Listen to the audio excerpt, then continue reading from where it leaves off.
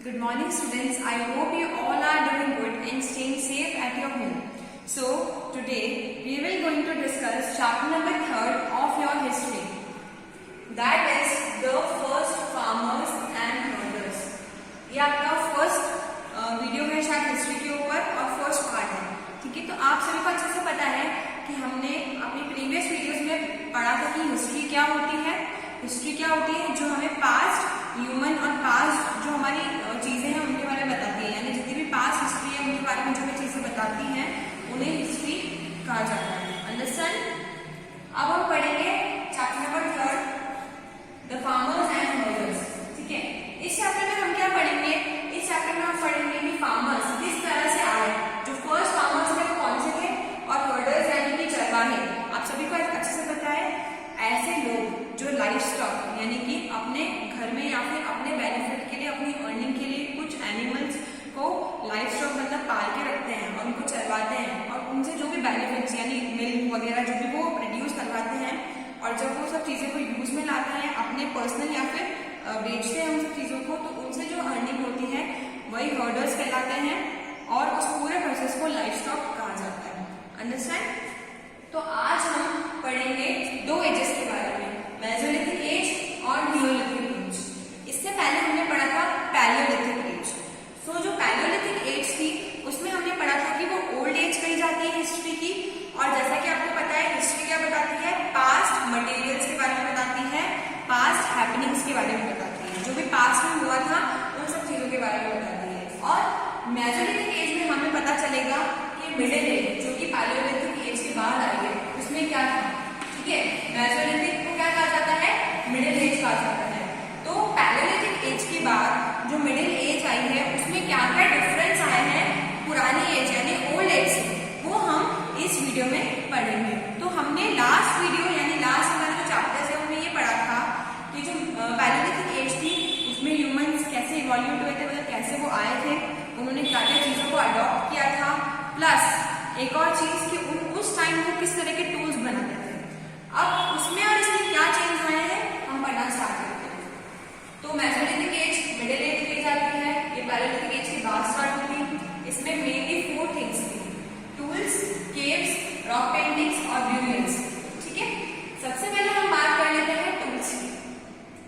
उस टाइम यानी Palaeolithic as के जो टूल्स थे वो स्टोन के टूल्स बने हुए थे और यहाँ पर जो टूल्स आए थे उनमें क्या चेंज था कि उन टूल्स वो जो टूल्स थे वो इतने शार्प कटेड एजेस में नहीं थे.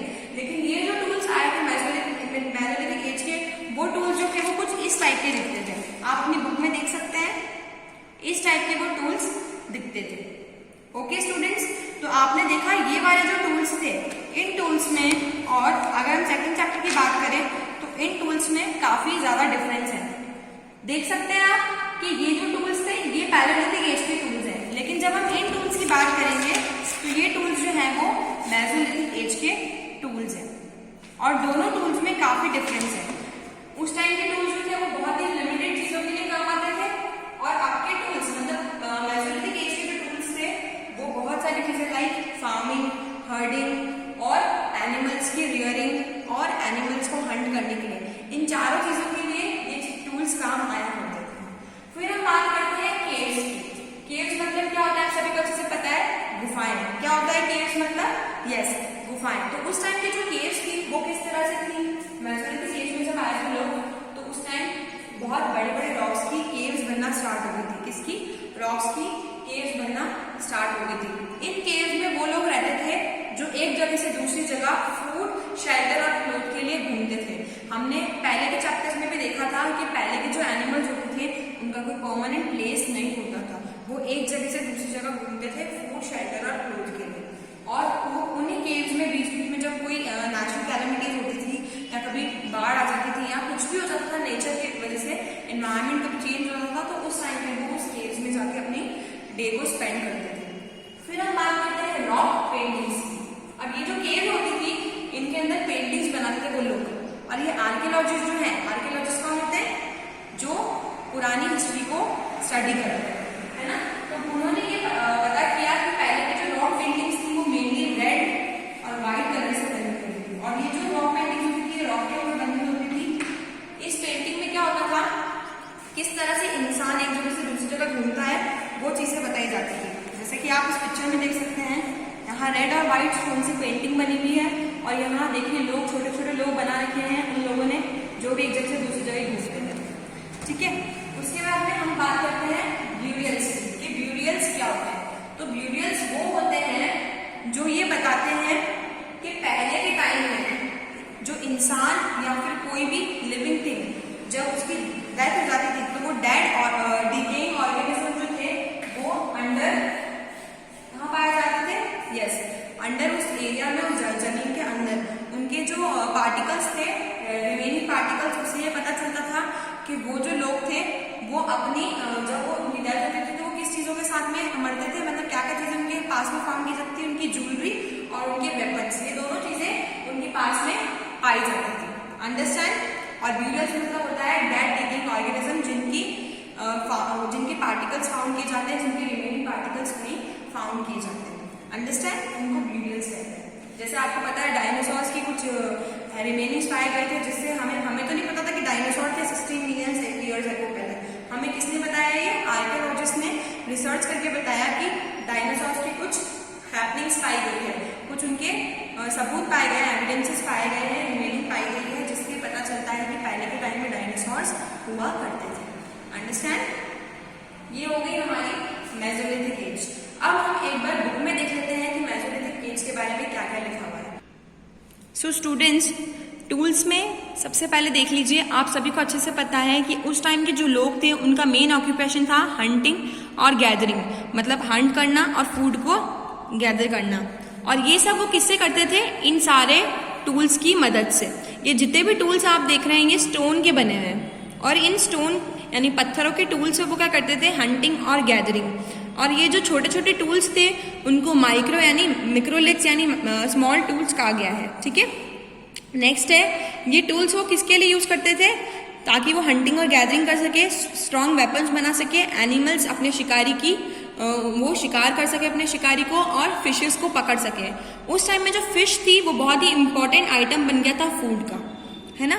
फिर उन्होंने स्टार्ट किया domestication of plants and animals. अब डोमेस्टिकेशन मतलब क्या होता है वो देखिए, ऐसा प्रोसेस जिससे प्लांट्स और एनिमल्स ह्यूमन कंट्रोल में आ जाते हैं, ऐसा प्रोसेस जिससे प्लांट्स और एनिमल्स ह्यूमन कंट्रोल में आ जाते हैं, उसी को डोमेस्टिकेशन कहा जाता है। ओके, डोमेस्टिकेशन जो था वो मेसोलिथिक एज में स्टार्ट हुआ था, जहां पर इंसान ने किस तरह से क्रॉप्स को उगाया जाता है और एनिमल्स को किस तरह से वश में किया जाता है, ये चीजें उन्होंने सीखी थी। अब एक बार क्या हुआ था, अब हम देखेंगे इसमें जो लिखा हुआ है उसके बारे में। एक बार क्या हुआ था, मेसोलिथिक मैन जो था वो अपने साथ में कुछ ग्रासेस लेके जा रहा था, उसके साथ में उसकी कुछ फूड पार्टिकल्स थे, कुछ फूड्स की सीड थी। वो वहां जमीन पे गिर गई और थोड़े दिनों बाद उसने देखा कि वहां पर उसी फूड के पत्ते स्टार्ट हो गए हैं उगना। ठीक है, यानी उसी प्लांट के पत्ते स्टार्ट हो गए उगना।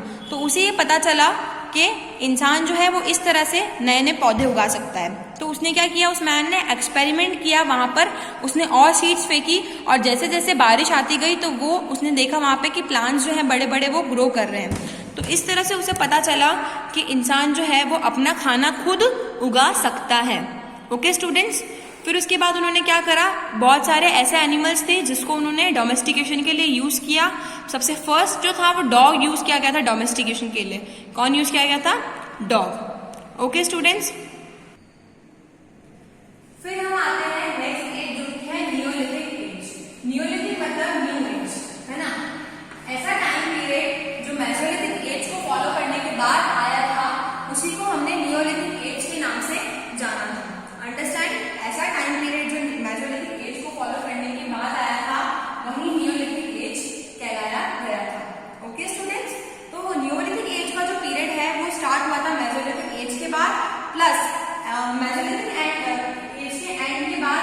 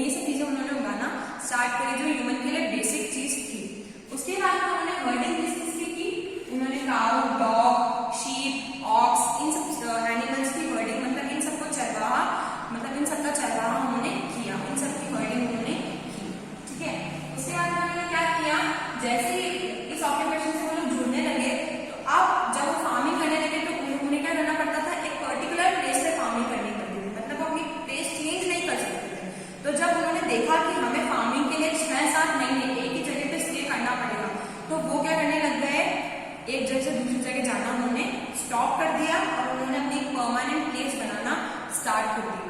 और वो अधिकतर घर वहीं पर बनाते थे जहां पर आसपास बहुत ज्यादा पानी की और मतलब पेड़ पौधे इस चीजें हुआ करती थी, पानी और बेसिक चीजें वो प्रेजेंट हुआ करती थी। तो वो रिवर वैलीज मतलब जहाँ पे रिवर्स थे वहां पर ही वो सबसे ज्यादा अपना घर बनाते थे ताकि वो पानी की मदद से खेती बाड़ी कर सके, क्योंकि पानी बहुत इंपॉर्टेंट चीज होती है खेती बाड़ी के लिए। उसके बाद में उन्होंने क्या करा, ये देखा कि अब उनको पर्टिकुलर प्लेस पे रहना है, तो उनकी नीड्स बढ़ने लगी। क्या बढ़ने लगी? नीड्स। क्योंकि पहले तो वो एक जगह से दूसरी जगह पे जाते थे तो क्या कर लेते थे, जहां उनको जो मिलता था उससे वो अपना गुजारा कर लेते थे। लेकिन एक जगह पर रहने से क्या होता है, रिसोर्सेज कम होने लगते हैं। तो उन्होंने क्या करा, फार्मिंग करना स्टार्ट करी खुद के लिए। उन्होंने फार्मिंग किसी और के लिए स्टार्ट नहीं करी, उन्होंने खुद के लिए फार्मिंग स्टार्ट करी। फिर उन्होंने क्या करा, एनिमल्स की जो हाइड है, उनकी जो स्किन होती है उनको यूज करना स्टार्ट किया अपने कपड़ों के लिए, क्लोथ्स के लिए। ठीक है, तो ये हमारी हो गई फार्मिंग और हर्डिंग। फिर आया फर्स्ट फार्मर्स एंड हर्डर्स। पहले फार्मर्स और हर्डर्स कैसे थे? तो पहले फार्मर्स और हर्डर्स जो थे वो कैसे स्टार्ट हुए थे, उन्होंने खुद के लिए खेती करना स्टार्ट करी थी। बेसिक चीजों की खेती करी उन्होंने सबसे पहले, और उन्होंने उन्हीं चीजों की लिए खेती करी जो चीजें उनको लगता था कि जो बहुत ही ज्यादा प्रोटीन देती है। मतलब उन्हें समझ में आ गया था धीरे धीरे, उनके पास पहले इतनी नॉलेज नहीं थी, लेकिन धीरे धीरे उनको नॉलेज समझ में आ गया था कि वो किस तरह से अपनी फार्मिंग को कंटिन्यू कर सकते हैं। ओके, देन हम बात करते हैं नियोलिथिक टूल्स की। तो नियोलिथिक टूल्स जो है वो कुछ इस टाइप के हो गए थे, देख सकते हैं आप जैसा कि इस टाइप के नियोलिथिक टूल्स। अब आप देख सकते हैं इस वाले टूल्स में और इस वाले टूल्स में कितना अंतर है ना? अंतर क्यों है इतना डिफरेंस इन टूल्स में? क्योंकि उस टाइम के जो टूल्स थे वो बहुत शार्प हार्ड वुड से और अलग अलग चीजों से बनना स्टार्ट हो गए थे, क्योंकि इंसान ने डेवलपमेंट करना स्टार्ट कर दिया था। तो जैसे उसने डेवलपमेंट करना स्टार्ट किया, उसे पता चला कि हमें हमारे टूल्स को और स्ट्रॉन्ग करना पड़ेगा ताकि हम एनिमल्स को हंट कर सके, हमारी डेली एक्टिविटीज को कंप्लीट कर सके। तो उन्होंने क्या डिसाइड किया कि हम टूल्स को और ज्यादा शार्प और एजी बनाएंगे। ठीक है, फिर जैसे जैसे टूल्स को अच्छे अच्छे बनाते गए, उन्होंने उन्हीं टूल्स की मदद से खेती बाड़ी करना स्टार्ट करी, लाइक प्लगिंग, ड्रिफ्टिंग, ये सब चीजें। ठीक है, फिर उन्होंने क्या करा, बोन्स को यूज किया टूल्स के लिए, ताकि जो एनिमल्स के बोन्स हैं बहुत स्ट्रॉन्ग होते हैं और लॉन्ग टाइम उनका टूल चलता है, तो उन्होंने उनसे टूल्स बनाना स्टार्ट किए। है ना स्टूडेंट्स? तो हमने यहाँ दो टॉपिक्स पढ़े, मेसोलिथिक एज और नियोलिथिक एज, जिसमें हमने मेसोलिथिक एज में किस तरह के टूल्स थे, कैसी एज थी, मतलब कैसे हाउस फर्स्ट डेवलप हुए, किस तरह के हाउसेस में वो रहने लगे, रॉक पेंटिंग्स के बारे में और म्यूरल्स के बारे में पढ़ा। फिर हम आए नियोलिथिक एज में, जिसमें हमने फार्मिंग और हर्डिंग के बारे में पढ़ा, किस तरह से फार्मिंग करी गई, कैसे फर्स्ट फार्मर्स और हर्डर्स आए, और नियोलिथिक टूल्स जो थे वो किस प्रकार मेसोलिथिक टूल्स से चेंजेबल थे। सो स्टूडेंट्स, यहाँ पे हमारा फर्स्ट पार्ट कंप्लीट होने जा रहा है। आई होप आप सभी को बहुत अच्छे से समझ में आया होगा। और आज का आपका होमवर्क है कि आपको क्या करना है, एक रफ कॉपी में ये होमवर्क करना है।